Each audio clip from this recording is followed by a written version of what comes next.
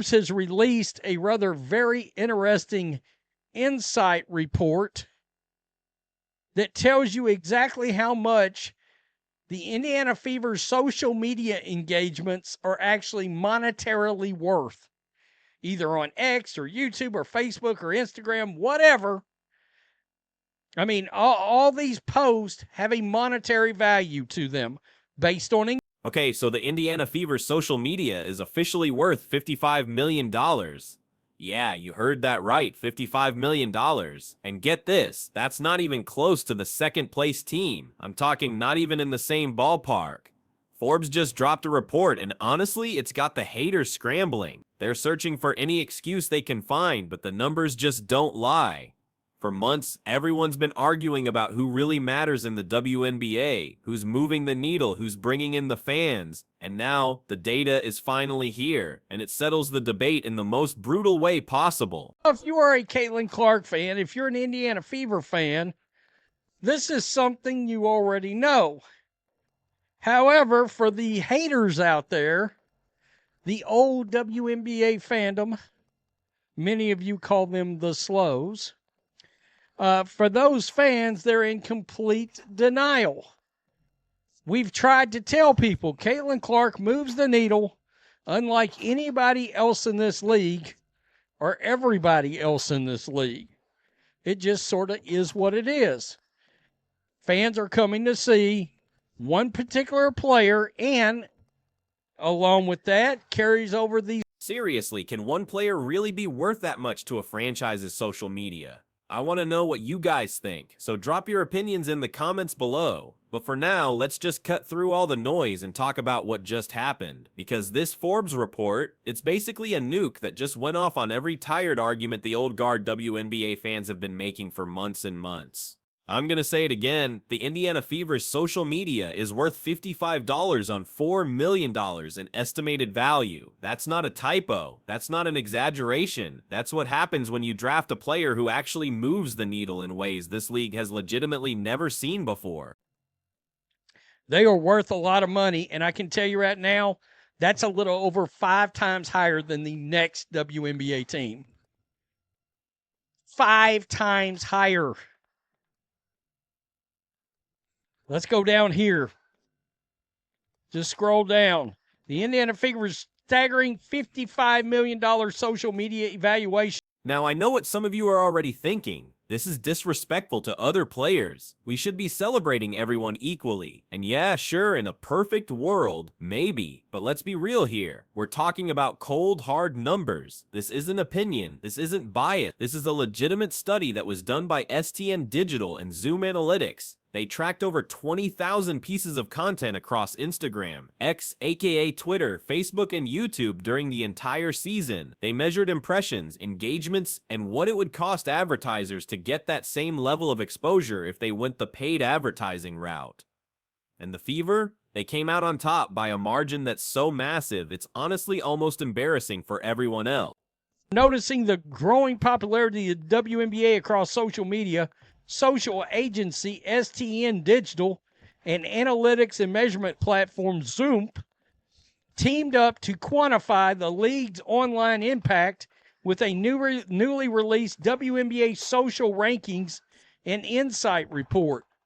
The research analyzes how every team performed across social media during the 2025 season and identifies which clubs and content pieces generated the most engagement, impressions, and Second place went to the Dallas Wings at $8.61 million. Let that sink in for just a second. The gap between first and second place is over $46 million. $46 million, that's not a competitive race. That's not even the same sport at this point. The Fever aren't just ahead. They're playing a completely different game with completely different numbers that nobody else can even touch. And it's not like the Wings were slacking. They had an incredible year too, with engagement up 505% and social value up 34%. And they still got absolutely demolished by the gap. It's wild. Third place went to the Las Vegas Aces at $7.64 million, which yeah, that makes sense. They're the dynasty team, right? Multiple multiple championships, tons of star power. Fourth was the New York Liberty at $7.5 billion, which also tracks because they're in the biggest media market in the country. But here's where it gets really interesting. Fifth place went to the Chicago Sky at $6.35 million. Remember all those debates we were having? Remember all the arguments about who was bringing more attention to the league? Remember all the talk about rookies and impact and cultural relevance? Well, the numbers just answered that question definitively, and honestly, it wasn't particularly close. The fact that the Sky came in fifth, despite having a player who was supposed to be equally as impactful, tells you everything you need to know. All season long, the narrative was that there were two players driving WNBA growth and bringing new fans to the league.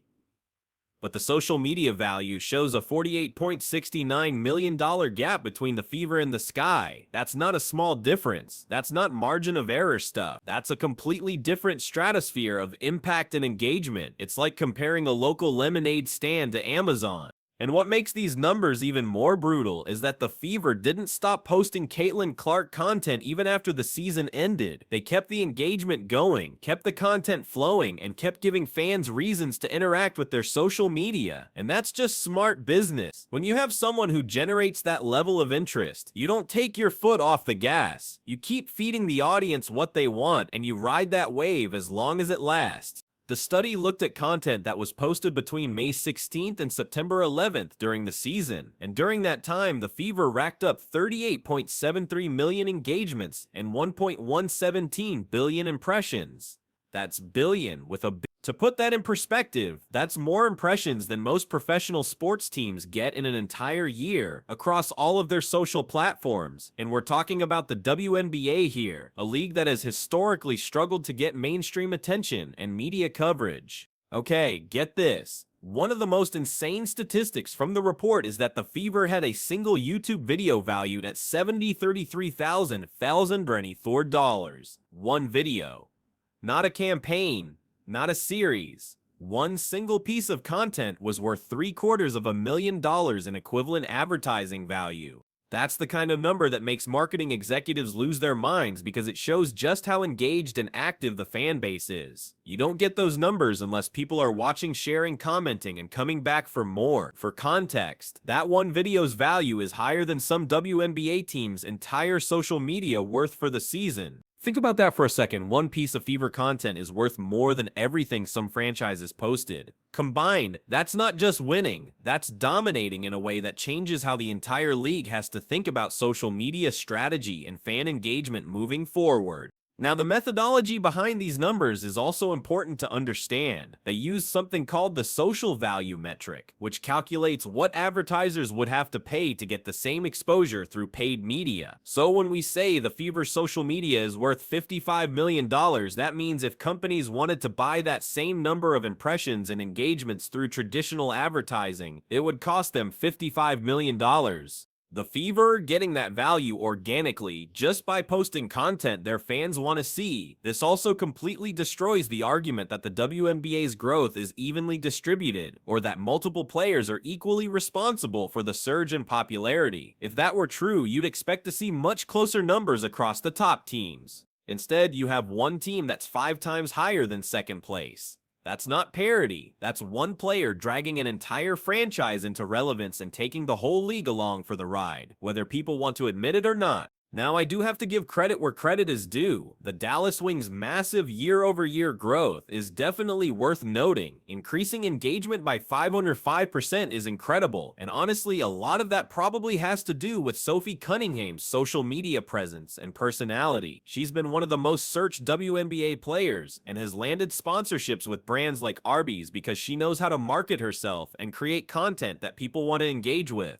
But even with that explosive growth, they're still nowhere near the Fever's numbers, and that tells you just how far ahead Caitlin Clark's impact really is. The fact that the Chicago Sky finished 5th is probably the most shocking revelation in the entire report for people who believe the narrative that was being pushed all season. I mean, come on, there was constant media coverage comparing two players and suggesting they were both equally transformative. for the league, but the social media value shows a gap of nearly $49 million. That's not a close competition. That's not even a competition at all. One player is generating engagement and value at a level that nobody else in the league can match. Now, some people are going to try and argue that the Fever just had a better social media strategy or that their content team is just superior. And yeah, there's probably some truth to that. I mean, STN Digital did work with the Fever on campaigns and content strategy, which likely helped maximize the value they were generating. But here's the thing, you can have the best social media team in the world, but if your players aren't interesting to fans, the content just isn't gonna perform. The Fever's numbers are high because fans want to see Caitlin Clark content. They want updates. They want highlights. They want behind-the-scenes footage. They want anything and everything related to her. The demand drives the supply, not the other way around.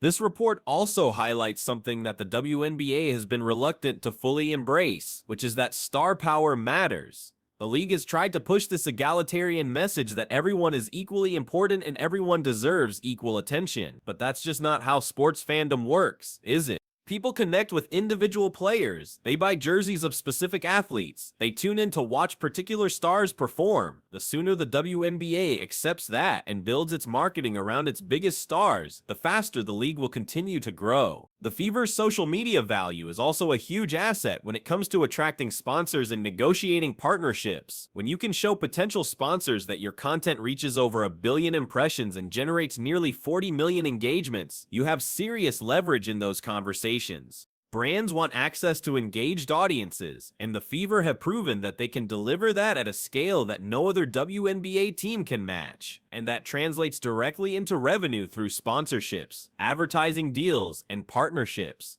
It's all connected. It's also worth considering what this means for the Fever's future business decisions. When one player is responsible for generating this much social media value, you do whatever it takes to keep that player happy and on your roster. You build around them. You support them. You make sure they have everything they need to succeed, because losing them would be catastrophic for the franchise's bottom line. The Fever aren't just thinking about wins and losses anymore. They're thinking about engagement, impressions, social value, and all the business metrics that come with having a transcendent star. It changes the whole game. The Las Vegas Aces finishing third despite being the defending champions and having multiple All-Stars just goes to show that winning alone doesn't drive social media engagement. The Aces are successful on the court, but they don't generate the same level of fan interest and content engagement as teams with more marketable personalities. And that's an important lesson for the entire league. Championship banners are great, but they don't automatically translate to social media value and fan engagement if people aren't emotionally invested in your players. You need both. The New York Liberty being fourth is somewhat surprising, given that they're in the largest media market in the country. You'd think being in New York would provide a massive advantage for social media growth and engagement, but location only matters if you have players and content that people care about. The Liberty are competitive and well-run, but they don't have anyone generating Caitlin Clark levels of interest, which limits their social media ceiling regardless of market size. What this report really proves is that the WNBA's recent growth isn't as evenly distributed as the league wants people to believe. There's one clear driver of the increased attention and engagement, and the numbers back that up in ways that can't be argued against. The Fever's social media value is 5 times higher than second place. Their content generates billions of impressions. Individual videos are worth hundreds of thousands of dollars. Those aren't the numbers of a league experiencing broad-based growth. Those are the numbers of one team and one player operating at a completely different level than everyone else. For fans who have been saying this all along, this report is vindication. For people who argued that multiple players were equally responsible for the WNBA's growth, the numbers are a harsh reality check. And for the league itself, this should be a wake-up call about where the attention and value are actually coming from. You can pretend everyone matters equally if you want, but the data tells a very different story. The Fever's success on social media also creates pressure on other teams to figure out how to better engage their audiences. If one team can generate $55 million in social value while everyone else is stuck in single digits, that means there's opportunity being left on the table. Other franchises need to look at what the Fever are doing, understand why it works, and find ways to create their own compelling content that resonates with fans. Otherwise, the gap will only continue to grow. It's adapt or get left behind. This report is also ammunition for anyone arguing that certain players deserve higher salaries and better treatment from the league. When you can directly quantify the value someone brings to their franchise and the league through social media impact, it becomes a lot harder to justify paying them the same as players who generate a fraction of the engagement. The WNBA's salary structure doesn't account for individual star power and marketing value the way other leagues do, but numbers like these make it clear that maybe it should. It's time for a change. The estimated media value model used in this study is how major brands and corporations think about social media ROI. They look at impressions and engagements and calculate what that exposure would cost through paid advertising. The fact that the Fever are generating $55 million in equivalent advertising value just through organic content is incredible from a business perspective. That's free marketing that would cost tens of millions to replicate through traditional advertising channels. The numbers are in, and they're not up for debate anymore. Caitlin Clark isn't just moving the needle for the Indiana Fever, she's operating in a completely different universe than everyone else in terms of social media value and fan engagement. So if you want to keep up with the real stories behind the numbers, hit that like button and subscribe because we're breaking down everything the mainstream media won't.